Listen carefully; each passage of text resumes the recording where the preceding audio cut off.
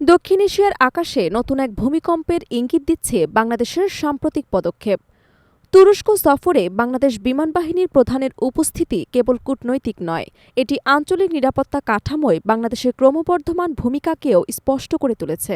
বিশেষ করে ড্রোন প্রযুক্তি, রাডার এবং লং রেঞ্জ এয়ার ডিফেন্স সিস্টেমের সহযোগিতা এই সফর দক্ষিণ এশিয়ার সামরিক ভারসাম্যে এক নতুন মাত্রা যোগ করতে পারে বলেই মনে করছেন বিশ্লেষকরা।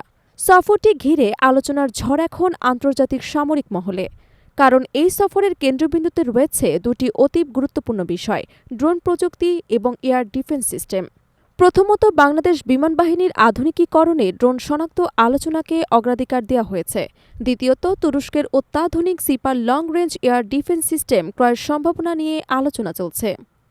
প্রথমত, দেখা যায় বাংলাদেশ বিমান বাহিনীর প্রধান তুরস্কের বিখ্যাত বাইকার টেকনোলজিস পরিদর্শন করেছেন, যেখানে আধুনিক কম্ব্যাট ড্রোন দিয়ে উচ্চ পর্যায়ের আলোচনা অনুষ্ঠিত হয়।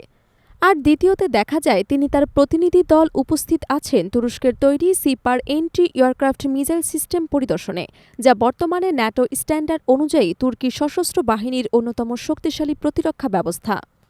বিশেষ করে দেখা যায় বাংলাদেশ প্রতিনিধি দলকে সিপার সিস্টেমের মূল সার্চ রাডার LP-300JJ এর সামনে দাঁড়িয়ে থাকতে। এই অত্যাধুনিক রাডার ৩৬০ ডিগ্রি অ্যাঙ্গেলে ৫০০ থেকে ৬০০ কিলোমিটার পর্যন্ত টার্গেট শনাক্ত করতে সক্ষম। এটি তুরস্কের নিজস্ব প্রযুক্তিতে তৈরি, যা দেশের আকাশসীমাকে fighter jet, cruise missile, ballistic ক্ষেপণাস্ত্র এবং শত্রুপক্ষের ড্রোন হুমকি থেকে সুরক্ষা দিতে সক্ষম।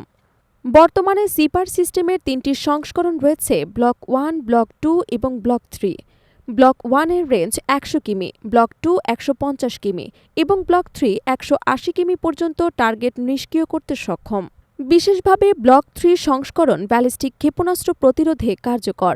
বর্তমানে ব্লক 1 এবং ব্লক 2 তুর্কি বাহিনীর সার্ভিসে রয়েছে, যা বাংলাদেশ চাইলে সহজে বন্ধুপ্রমিত সহযোগিতা চুক্তির আওতায় ক্রয় করতে পারেন।